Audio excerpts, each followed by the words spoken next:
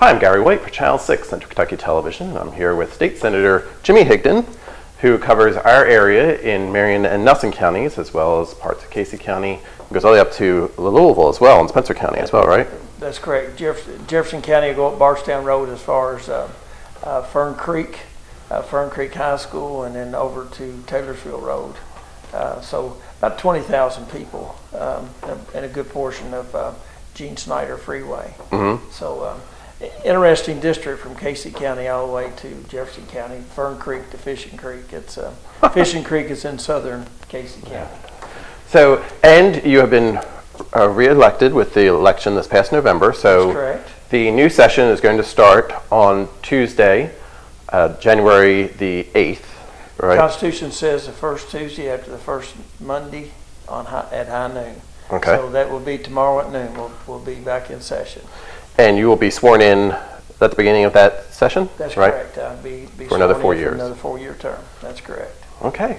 So we want to talk a little about what's going on, what will hopefully happen with the next session, which is a 30-day, it's a short session this year, correct. right? That's okay. correct. So it's not a budgetary year. It is not, even though the budget could be opened back up, but in a short session it takes a supermajority to pass anything to do with taxation. So that's 60 votes in the House, 21 votes in the Senate, and that's a pretty high threshold to take it back. 23 votes in the Senate, so it's a pretty high threshold to get anything passed. So the only budgetary or tax issues that we will probably address this time is we had some unintended consequences last session to do with nonprofits, and we'll probably go back and correct that maybe even the first week. Okay. So let's talk a little bit too, because since the last time we talked, there was a special session that was called, and there's been a Supreme Court ruling. I think the last time we did an interview, we were still waiting on that ruling at the time. That ruling did come through, and tell us a little, if you could remind us about the ruling, its impact, and how it led to the special session. The Supreme Court didn't rule the bill to be unconstitutional, Gary. It ruled the process, and not necessarily the part of the process that it ruled unconstitutional was the part where we substituted one bill for another. We took a wastewater treatment bill and inserted the pension bill. The lawsuit originally talked about 3 readings, actually, the lawsuit challenged the bill on the 3 readings, that we didn't read it 3 times publicly before it was passed, after it was substituted, and that in the House it only received 49 votes. So those were the 2 grounds on which they sued. The Supreme Court didn't find it to be unconstitutional on either one of those grounds. Had they found it unconstitutional on those grounds, it would probably jeopardize a lot of legislation that's been passed previously. What they found is that it was unconstitutional to substitute the bill for another bill, and that's what they found to be unconstitutional. Which a lot of states have in their constitution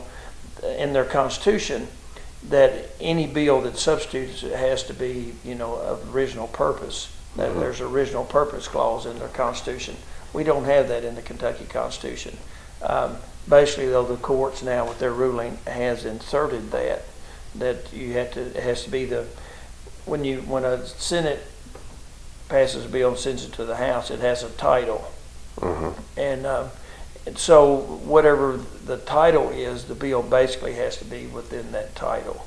So we sent a wastewater treatment bill, they sent back a pension bill. So under the courts has ruled you can't do that. So and I have a constitutional amendment that I'm working on that would put the original purpose rule in the state constitution, which it's really not necessary because the courts have ruled that that's what the Constitution says, even though it's not in there.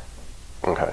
So, but by that ruling, it did invalidate the pension bill that's passed, correct? But, they didn't rule on the content. Right.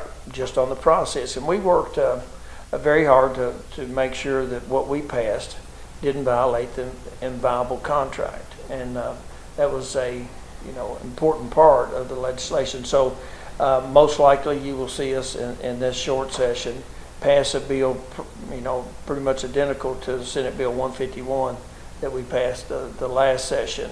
And there'll probably be another lawsuit again, challenging the constitutionality of that bill. But that's the process, and that's what will most likely what will happen in this session.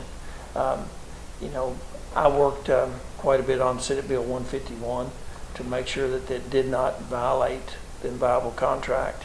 I worked quite a bit to take what the governor had proposed, which did violate the inviolable contract, in my opinion, and pull it back to the middle to find common ground, find a place that was reasonable and didn't violate, didn't take anything away that had been promised. So you believe that in this short session you'll be able to still pass that same bill again, or that's the hope of your hope? That's the plan going in. Now, like I said, who knows what this session will bring, but that's the plan, is to pass Senate Bill 151 again. And that will need the supermajority voting? No, that will not. No, because it's not it does not appropriate any money. It requires future general assemblies to pay the level dollar funding for teachers' retirement, but it doesn't appropriate the money. Future general assemblies will appropriate the money. It just tells them that they need to do that. And so the courts proved, again, when the Attorney General sued, part of his suit says that it was an appropriation bill, that it needed 51 votes, and the courts didn't rule on that. So apparently it was not a violation. They didn't deem it to be an appropriation bill. Okay. So as it stands right now, there is no bill that's addressing the pensions until this one potentially passes again? Well, there's no bill. I'm sure that'd be part of the discussion this week when we get back, what to do. As we said earlier, we have some real obligations with our pension system. We've made promises. We need to keep those promises, and we need to be fair going forward. My two things, two of my goals is, one, to make sure that we have some great teachers and state employees in the state, and I want to make sure that when they retire, or those that are already retired, that the fund is there as we promised. That is important. But there's some changes that need to be made to it, and we can make some changes that does not violate the inviolable contract, and we'll probably be doing some changes. I think they're fair. But the only change made to teachers' retirement is that it caps their sick days, and that's pretty much a concession that all the K groups, the superintendents and the KEA and several others, pretty much that was a concession that they made early on to cap the sick days, and so I think that's a reasonable request. So you'll see that probably stay in there. The other, there was basically three parts to them as far as teachers are concerned. One, retired teachers, it suspended their COLA. Senate Bill 151 doesn't do that. Senate Bill 151 does cap the sick days for current teachers. That's the only change to current teachers, is that it caps the sick days. And now they can keep what they already have and use what they already have. It just caps the sick days going forward. Also, Senate Bill 151 changes the retirement plan for new hires. It goes to a hybrid cash balance plan, and that's the only changes. There's a couple changes to state employees. There's basically three changes to state employees. One, there's a group of employees that was hired between 2003 and 2008. They were the employees prior to 2003 are Tier 1 employees, and they were promised free health care. Starting in 2003, they weren't particularly promised that. So we've added 1%, asked them to pay 1% into a fund to pay for the medical insurance. There's also a provision right now, if a state employee has accumulated sick days, they can use those sick days to retire early. Say they had 25 years of service and 2 years of sick time accumulated, they could use that sick time to retire early. That will, Senate Bill 151 changes that, but so in 5 years from now, anyone that retires won't be able to use that sick time to retire early. They could still get paid for it, but they can't use it to retire early. And the other thing is that was hazardous duty. Hazardous duty, Tier 1 and Tier 2 hazardous duty they retire with a high 3 years, their top 3 years. And there's a snafu or kind of a loophole in the law that allows those folks to retire, use their high 25 months to retire instead of their high 36 months. So we have a provision in Senate Bill 151 that closes that, and it pretty much says the high 3 means high 3. It doesn't mean the high 25. Right. So those are the only changes to the in the pension bill. Again, I think we'll see that. Like I said, I can say that I worked quite a bit behind the scenes to make sure that it was a fair piece of legislation, that it did not violate the inviolable contract. And I do think that we'll see that bill come back up sometime during the session, right, to be reconsidered. So what other issues are you seeing that are being talked about or really coming to your forefront for this 30-day session? You know, this morning I can tell you what the Courier Journal this morning talked about the funding of charter schools. I think that will come back up. You know, I won't support any funding for charter schools except for Jefferson County, and I'd like to see. You know, I would like to see them propose I guess a pilot project in Jefferson County for a limited number of charter schools. Jefferson County is unique. Jefferson County has a issue that a lot of rural Kentucky doesn't have. You know, Jefferson County has some of the best schools in the state. You look at the top schools in the state, and Jefferson County has many of those. You look at the worst schools in the state, and Jefferson County has many of those, and a lot of those are in the West End. And we have a huge achievement gap between white students and African American students in Jefferson County. It's huge, and there's a real problem there. And you know, is charter schools the answer? I don't know, but I feel, since I represent part of Jefferson County, that we have to try something to help those disadvantaged children to close that achievement gap. And I feel a responsibility to do that.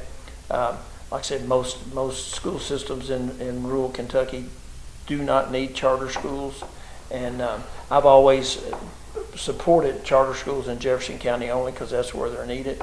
The reason it passed statewide is there were other school systems across the state that wanted to participate in charter schools, but I think when you see if funding is done, it'll only be for Jefferson County, and it'll probably be a very limited scope, just to, you know.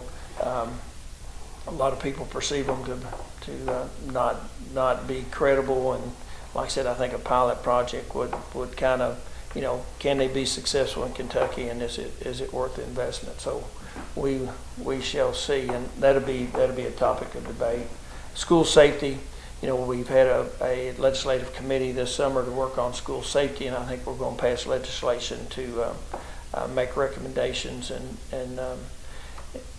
to have, you know, make recommendations to schools, the things that we think need to be done. We'll probably appoint a person who their job in Kentucky is to oversee school safety, and we'll have, you know, inspections of schools probably, and to make recommendations of what they can do become safer, and a lot of communication and coordination with local school districts, local law enforcement. Mental health issues. I saw a survey not long ago that 20% of our students have mental health issues, so I think there'll be trying to find funds and a way to provide more mental health services to local school districts.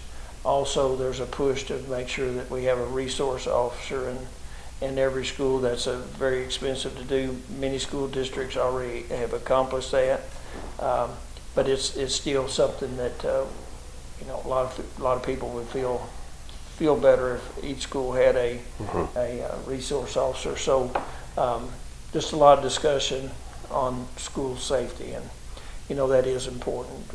That if there's a place in town that needs to be safe, it needs to be our local schools, and so several recommendations there to do that. Tax reform, like I said, we had some unintended consequences with the tax reform package that we passed last session. Primarily, we not in the bill itself. The Kentucky Supreme Court made a ruling that made nonprofits their events that they have, the nonprofits events that they have to raise money, made those admissions taxable, and so we need to correct that. That was not the intent of the General Assembly for that to happen. So we'll go back and revisit that, and we'll continue to look at tax reform. We would like to see Kentucky be more like Indiana and Tennessee by lowering our income tax and expanding our consumption tax. Consumption tax is probably the most fair tax there is, and so and that way, by lowering the income tax, it makes Kentucky more competitive with to bring in business and industry. We feel that's important also, and we're starting to see that competition for good employees. We're starting to see our wage rates increase, and that's a good thing, Gary, and we want to see that continue. Also, there'll be a lot of debate, or you'll hear a lot about medical marijuana. Number one, I guess, is what is the definition of medical marijuana. There's some that would like to see a bill that's basically recreational marijuana disguised as medical marijuana. And a lot of states have done that. Colorado's original bill was basically recreational marijuana disguised as medical marijuana. Most anybody could get it. And the taxes on medical marijuana are a lot lower than recreational marijuana. So we'll probably, we'll see it. There'll be a lot of debate over medical marijuana. And now that hemp is legal all across the country, you'll see a lot of legislation to approve a lot of hemp products. So you'll hear a lot about that. Sports betting and casinos. The Supreme Court had a ruling. The U.S. Supreme Court that states can have sports betting, and of course there's a push in Kentucky to do that. My opinion, Gary, and a lot of people, a lot of constituents that I've heard for, are just kind of, not fed up, but would really like to, here's another piece of betting, and we're talking about, we have these in Kentucky, these historical racing, or these, I guess, slot machines based on historical racing that a lot of people have been discussing. If you go to Churchill Downs' new their betting facility. Their facility, I forget exactly what the name of it is, but it's slot machines. It's legalized gambling. And is that River City Gaming? River City Gaming. It's a beautiful facility. I walked in it not long ago just to check it out, and it's a beautiful facility. And that was my primary reason to go, because I knew we'd be talking about this legislation. Keeneland also has a facility as well as other racetracks across the state, and And it's doing, those facilities are doing very well for the horse industry and the tracks. They're not providing a lot of taxation back to the states. But the big winners on that are the racetracks who are making a profit. The horse industry, that the money from these machines that go into supplement purses at racetracks. And then also there's money going from that to supplement breeding, horse breeding in Kentucky. So they are generating revenue, and there's some segments of the industry that are doing very well. The state's not one of them. We're not getting a lot of proceeds back from that activity. But my opinion is it's you know, instead of legalizing sports betting, I really won't support that. I would support putting doing a constitutional amendment to once and for all. Do the citizens of Kentucky want legalized gaming or not? You know, to every time we turn around, somebody else is bringing up something that needs to, you know, to, I guess, skirt the issue. And how do you call sports betting that it's not gambling? People will tell you it's a game of skill, but it's gambling. So if you don't think it's not gambling, then it's against the law now. If you want to take bets on races and sporting events, advertise it in the paper, you'll probably get a visit from law enforcement. It's not legal in Kentucky. So I just think it's time, if we're going to continue to do this, to put it on the ballot and once and for all. You know, either we approve it or we don't approve it. Instead of piecemealing it and calling things like historic racing machines that say it's not gambling, it's a game of skill, or something like sports betting that it's not gambling, it's a game of skill. I think it's a play on words, and we just need to end this once and for all. So I won't support sports betting as a standalone concept. I would support it as a bigger, more broader issue as a constitutional amendment in Kentucky. And you know, I made that promise when I ran in 2009 for the Senate, that I would support putting gambling, casino gambling on the ballot. This election that we just completed, you know, that was an issue that I was asked about, and I said I would support that. So I will be, you know, keep my word, and that was important to somebody that they asked that question, and so we'll see where that takes us. But also there will be some conversation about the gas tax or user fee. You know, that's what builds our roads, and you know, right now we're enjoying some very, very low prices at the gas pump. It's not doing a whole lot for our I guess our fund, our road construction funding. And so as cars many of them become more and more fuel efficient, we have starting to see, you know, the future is that we're going to have a lot of electric cars on the road. So we need to take a look at our formula. And you know, it's called a gas tax, but it's really a user fee. You count every time you fill up, you're paying a toll to drive on Kentucky roads. And we continue to have a lot of needs in the 14th Senate District, you know, just in normal repair and maintenance of roads is important, but we still have a lot of construction needs. We have, you know, in Marion County, we've made great progress over the last 16 years with Danville Highway and Brewersville Highway and the Lebanon Bypass. But we have a lot more.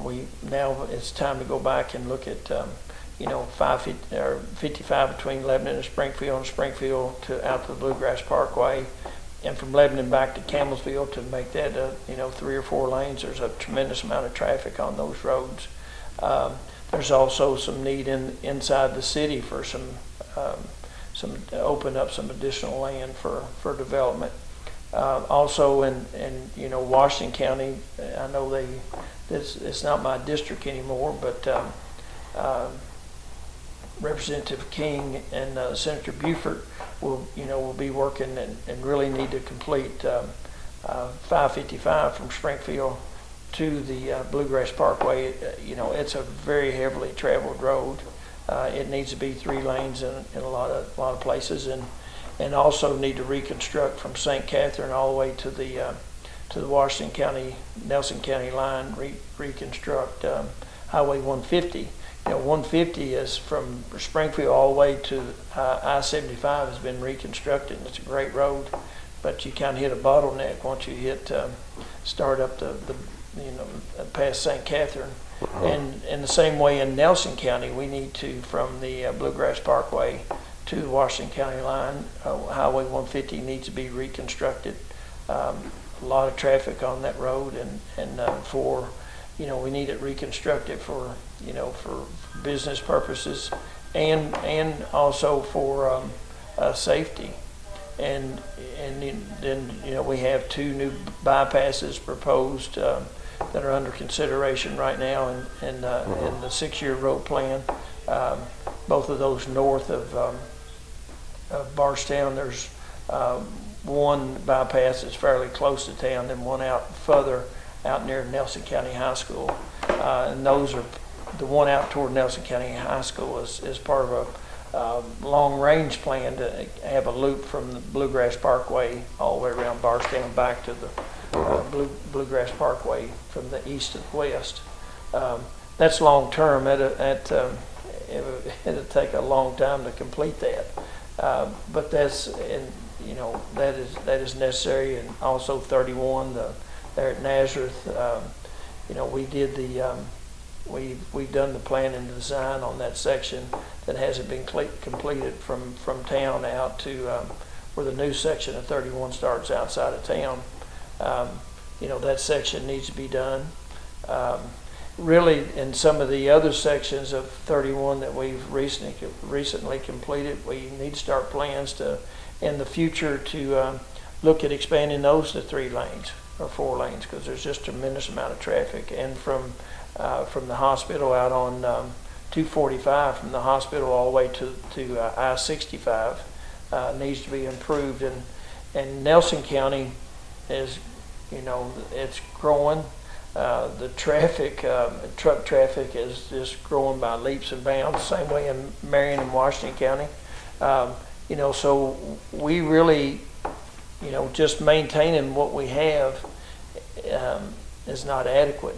We really need to be building new roads and expanding some of our older roads to handle all this additional traffic. To do that, it's going to take additional money, so we have to look at our funding formula. I think you'll hear a lot about that in this session. I don't think anything will pass in this session. I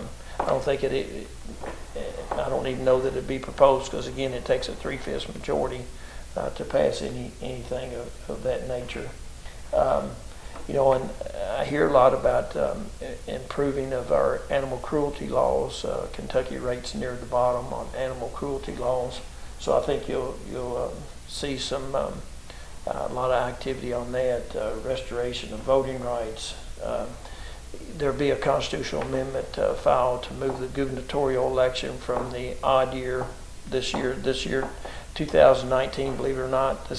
We elect a new governor. We'll have a primary in May for the Democrats and possibly Republicans, and then in the fall, in November, we will have the first Tuesday after the first Monday in November. We will have a gubernatorial election, and we'll have a new governor sworn in December of this year. So not that far away from re-electing our current governor or having a new governor. So, but this governor, probably whatever constitutional amendment this next governor would not get a 5th year in their term, because when it passes, there will be a 5th year, because it would move from 2019. Say it was happened to happen next year, it would just go from 2019 to 2020. So the next gubernatorial election we have would be 2023. If we pass the constitutional amendment, then it won't take effect until the following governor. So the person elected in 23 would have 5 years. That's correct. Not the one that's running this next race. 19. Right. So we will probably see some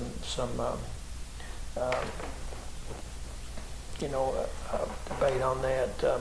Statewide smoking ban will be introduced again. I'm sure it's introduced every year. Changes to the concealed carry law in Kentucky. We'll probably see, that legislation is often introduced. Also, I've been working on expungement legislation. We'll probably see I'd like to pass a bill. We passed a bill a couple of years ago, deals with 63 nonviolent, non-sexual in nature felonies, Class D felonies, and I'd like to see, I'm going to work on trying to expand that a little bit to help some other folks that were young and dumb and made a mistake, and they've been productive citizens for years, and this having a felony on your records, it's like having a little black cloud that follows you around everywhere you go, and it does keep you from advancing or in your career, and so I think that's important. Probably everybody knows somebody that's a good person, that's a productive member of society that has a felony, and so those are the ones we're trying to help, and it'd be very, very stringent. You would have to not had any offenses for 10 years to be able to get these additional expungements. So that's something we'll certainly be looking at. I know I've rambled a lot. Gary, you got there's a lot of topics that are coming up. Yes, and I'm sure I've just scratched the surface, but that was some of the ones that the Courier Journal said that were important, and I have a legislative survey that I'll be sending out, and hopefully I'll hear from folks, and they can, they'll hear about things and they can contact me. I've got like I said, not only a survey in the Lebanon Enterprise and Kentucky Standard have been very good about printing that. It'll also be available online, and I'll email out. I have a fairly large email list, and if somebody wants to be on my email, I usually email out newsletters from time to time, and anybody wants to be on that email list, they can send me an email, and I'll give you my email address here in just a minute. But I do have some legislative coffee scheduled, Gary. January the 14th is in Casey County at the Liberty City Hall.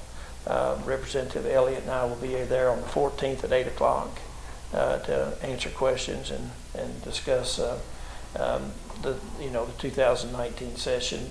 January 15th, I'll be in Spencer County with Representative Tipton at the Chamber of Commerce there at 8 o'clock on the 15th. January 16th, I'll be in Nelson County with Representative McCoy, the newly elected whip in the Senate. In the House, excuse me. And we will be at the at the Nelson County, the old Nelson County Courthouse in the fiscal courtroom at 8 o'clock on January 16th to meet with constituents. January 17th with Representative Reed here in Marion County at the Marion County Chamber of Commerce at Center Square. I think they typically meet on the third floor there, and that'd be at 8 o'clock on the 17th. January 19th, Marion County Farm Bureau, be meeting with them at the Marion County Farm Bureau office. I think that's at 8 a.m. also. February 2nd at Fern Creek, that one's at 9 o'clock. That's at the library in Fern Creek. That's with Representative Bratcher, March the 16th in J-Town. That's at the library also, and that's with Representative Miller. And then, Representative McCoy has coffee with Chad on Saturdays through the session, and I will join Representative McCoy whenever my schedule permits, I will hook up with Chad to attend his legislative coffees. And so, as far as contacting me during the session, they can call me here at home at 270-692-6945. They can contact my Frankfurt office at 502-564-8100.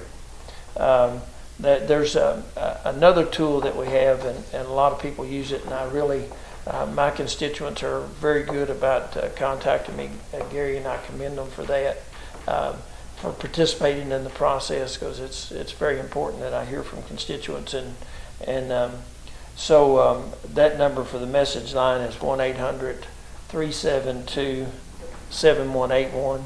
And basically you call and some well-trained folks, and that during the week is open till 11 p.m. So you can see something on the 10 o'clock news and that's going on in Frankfurt, or even at the 5 o'clock news, 6 o'clock news. We have news about every hour in the evening, and can call and leave us a message, and you can leave a message for me and for your state representative. And if you're not sure who your state representative is, they will be able to tell you by your zip code. And that's very effective. We see those messages when you call. We'll see them basically the next day. Our secretaries print those off and have them on our desk the next day. So that's a very good way to communicate. I will tell you this, Gary, that back in the old days, I used to call everybody back that called the message line. I'd get maybe five, maybe 6, 10 calls a day, and it was easy to follow up. And it's not unusual anymore to get hundreds every day. And so it's almost impossible to get back to everybody. If someone is, if you remember this when you call the message line, if you want me to return the call, please just ask the person taking the call, have Jimmy to call me back, and I'll do everything I can to get around to calling back. It gets a little hectic. During session, we've got so many ways people contact me, and so it's not like it used to be where you had email and phone calls and mail.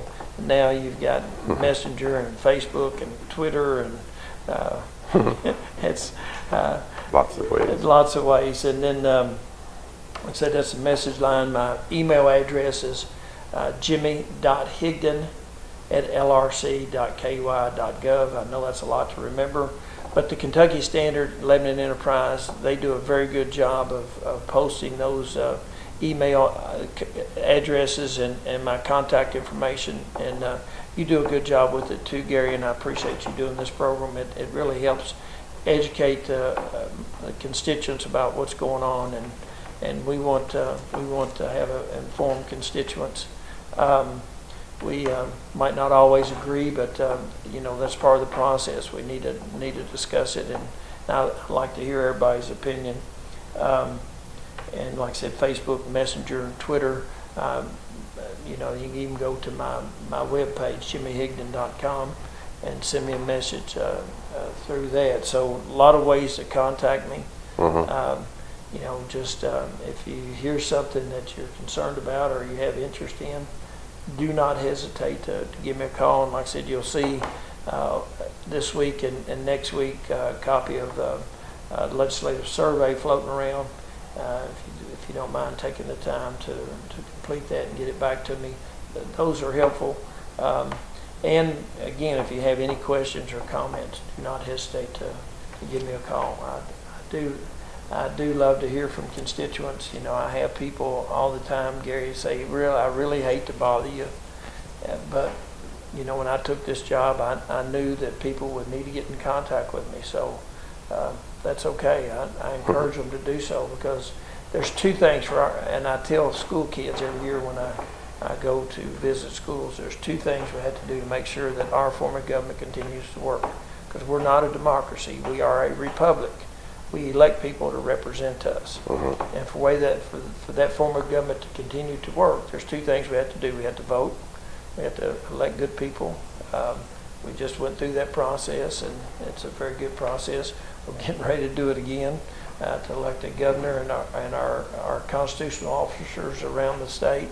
You know, all those will be up: treasurer, secretary of state, auditor, attorney general, agriculture commissioner. They'll all be up on the ballot this year, as well as the governor and lieutenant governor. So we had to vote for good people. That's important, that we elect good people to represent us. The other thing that's important to make sure this form of government works is to participate in the process. So we elect people to represent us. Contact your representatives and let your voice be heard. Will you always get what you want? No. But your voice will be heard, and I do listen. Like I said, it's a lot of times things are very lopsided. You know, the calls are you know, I understand what people want.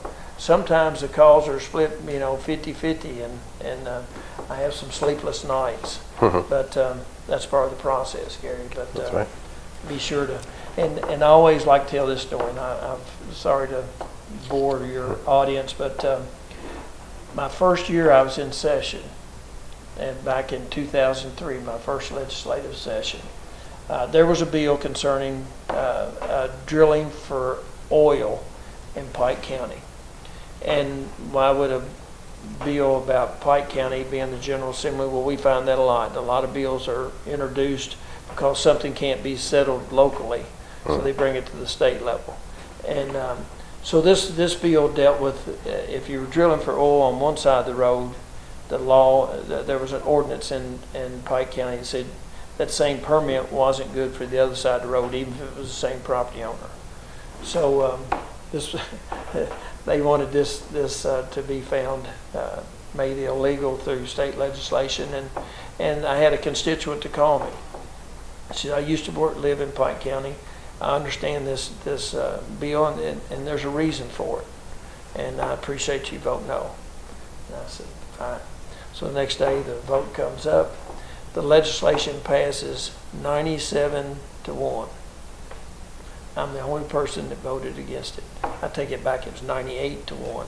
I was the only person to vote against it.